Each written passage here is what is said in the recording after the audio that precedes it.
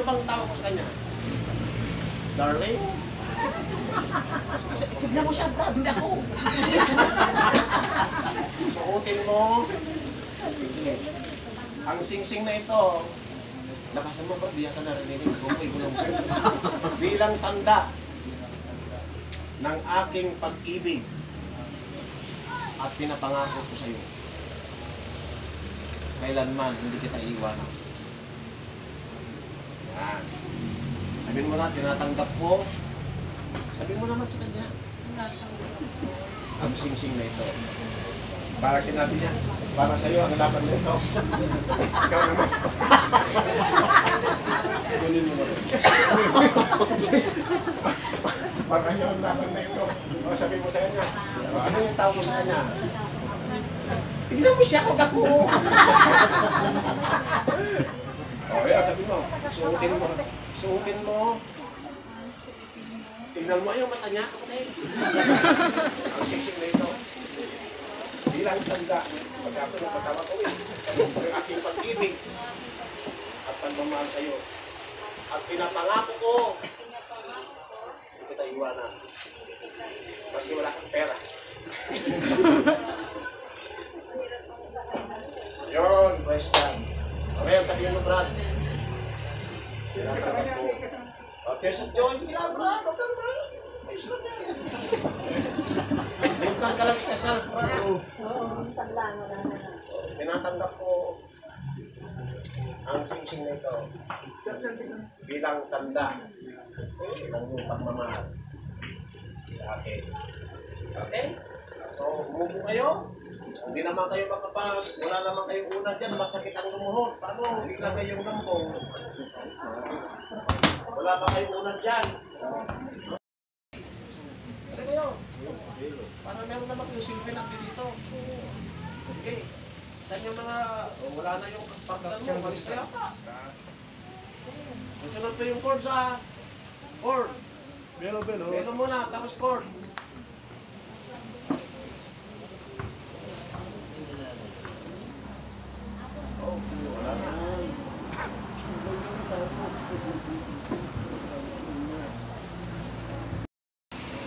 Wala nyo kung saan ilagay yan, ha?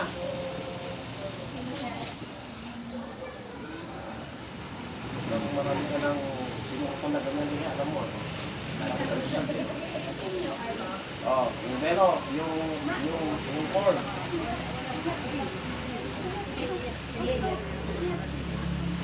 Balik, tatanggalin din agad. Napaliwanag ko na yan. Ang lambong o belo ay simbolo ng sapat na biyaya ng Diyos para kay Mario at sa kasi Basilisa. Ayun na. Hirap naman balikasan sa Ilocano yung pangalan, Basilisa. Pero ganda. Ang lambong na ito ay kinikilala ninyo, Mario at Basilisa, ang pagkapanginoon ng Diyos. At sila ngayon ay kusang loob na magpasakop. Hindi lamang si Basilisa, yung pag-ibig mo, Mario, sa kanya, ay ibig sabihin na nagpapasakop ka. Respeto. Okay? Ayan po ang simbolo ng belo. May tradisyon naman. And then yung leaping o yung chord, kung pising, nagpapakita at pag-iisang itinalaga ng Diyos. Mario, kayo ni partner mo at ikaw din, Demo.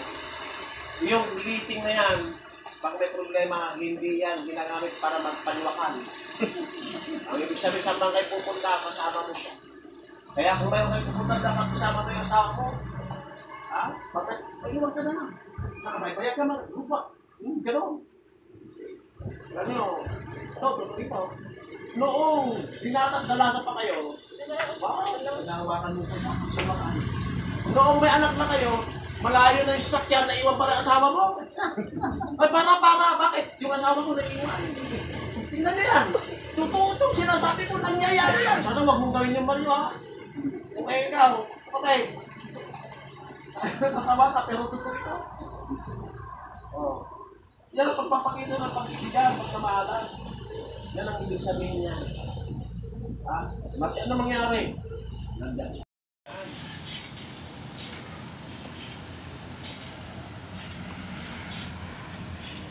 Ito pa ang maraming pagkakamali ng lahat ng sangkatauhan. Malit lang po ito. Old and New Testament. Ang Biblia ay hindi binabasa ng karamihan. Binabaliwala, inalalagay sa bookshelf, mamaya inanay. Hindi nyo ba alam pag binasa mo ito, malalaman mo ang katotohanan? Sapagat ang final authority sa buhay natin ay tinatagan ng Diyos yung kanyang salita. Nung ibinigyan ng Diyos ang utos kay Moses, during that time, yung 10 utos, wala hong makakatupad niya. Pero nung dumating ang Panginoon si Kristo, dito sa lupa, siya ang tumupad. See?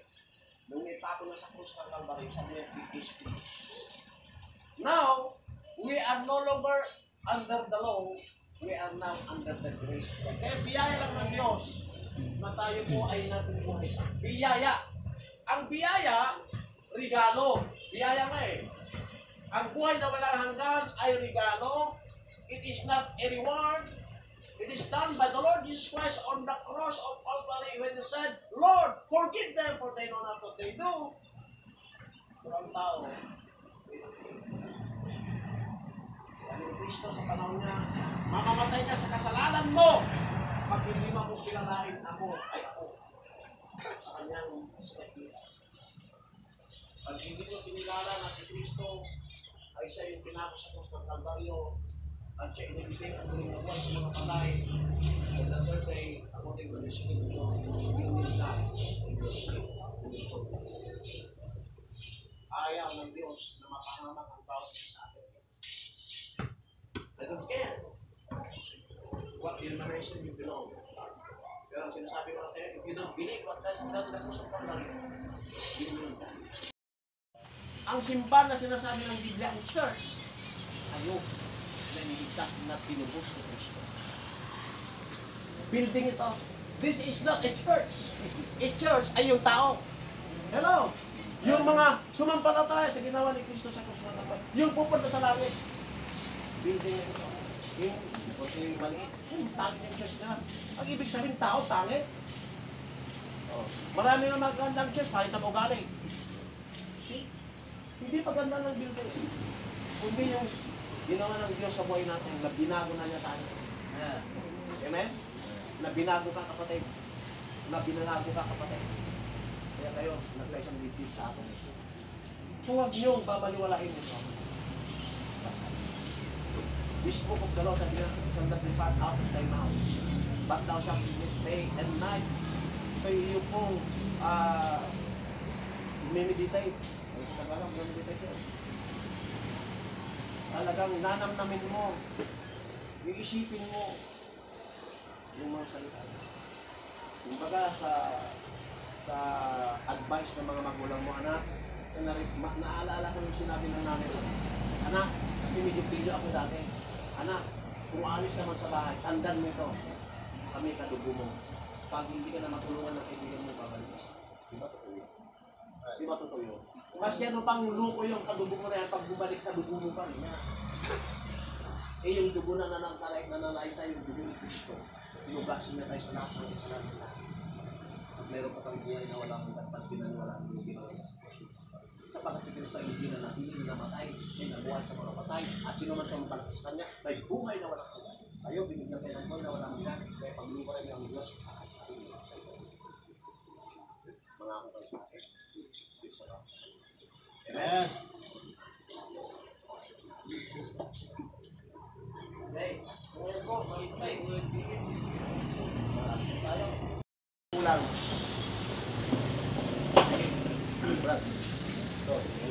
Daming tayo.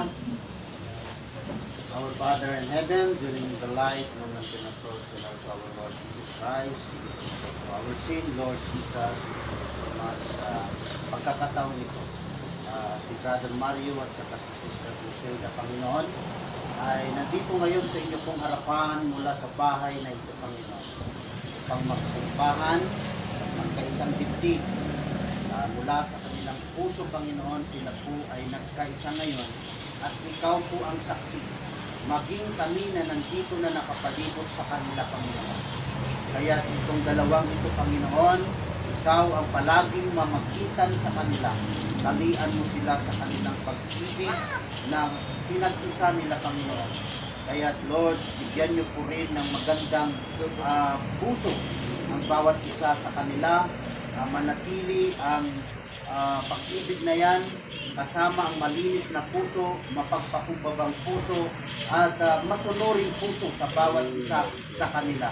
Lalo na po sa inyo, Ama, na ikaw ang saksi sa oras na ito na napag-isang dibdib ang dalawang ito, Panginoon. Nanaway sa kanila pong pag-iisang dibdib ay sa kanila rin pagtanggap sa iyo bilang Panginoon at tagapagligtas nila.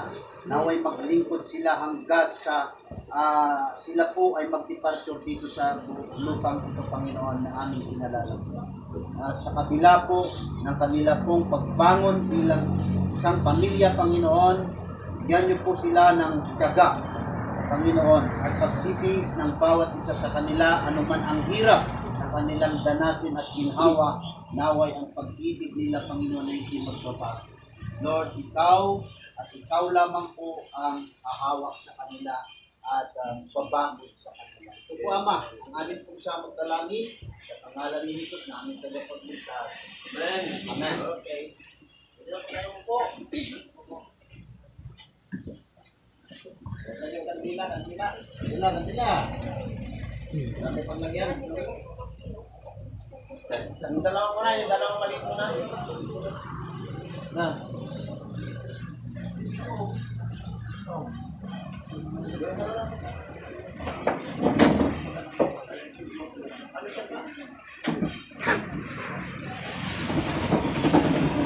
Gusto nyo na lang ilagay yung anak yan. Yung dalawa ka. Tapos yung isa sa sentro. Meron pa ba isa? Takbo yan. Dalawa lang yan. Ano yung isa? Paliwanag mo na. Dapat takbo yan. Dito ang tamang ng kamera. Kasi ililipat nila yung ilaw na yan. Bukod sa isa. At sila yung isa na. Okay? Yan. Dapat tatlo yan. Hindi, basta palma na lang. Palma na. Palma na.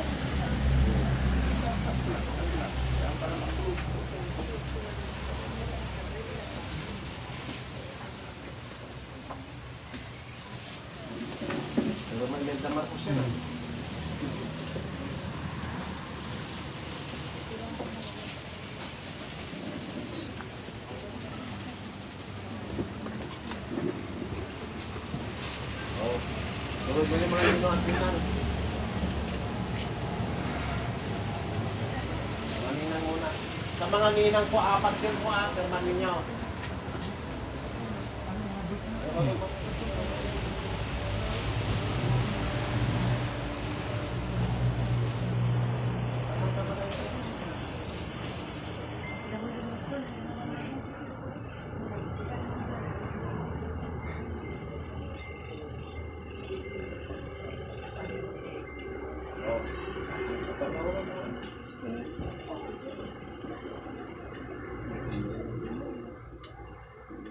Pwede bang humingi ng tulong sa mga para di mahirapan si Mrs.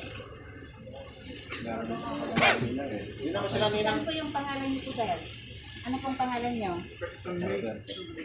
Meron ba dyan? May kasama dito para papirma na sa mga ninang. Ito po? Basta tignan nyo yung pangalan po ninyo doon sa taas. Sila yung tumatayo magulang. Ay, yung tatay. Yung tatay yung mami, ninong. Yung ninong. Mga ninong, tago na kaya. Dito si Kagawan, ninong, baka yung lugar na yan. Babalik sa akin yan, pati yung papirma. Para sigurado. Seven.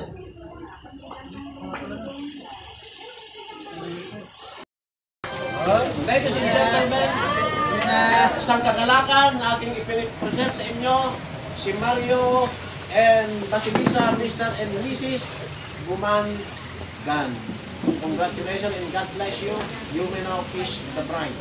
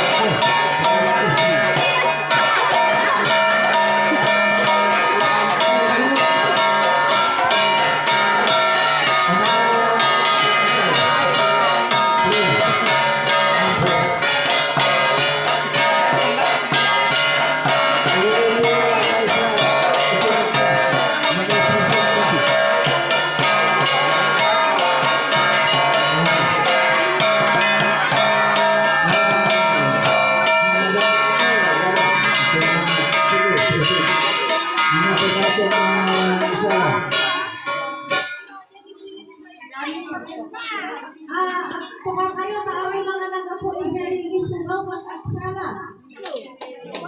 Kurang nga dito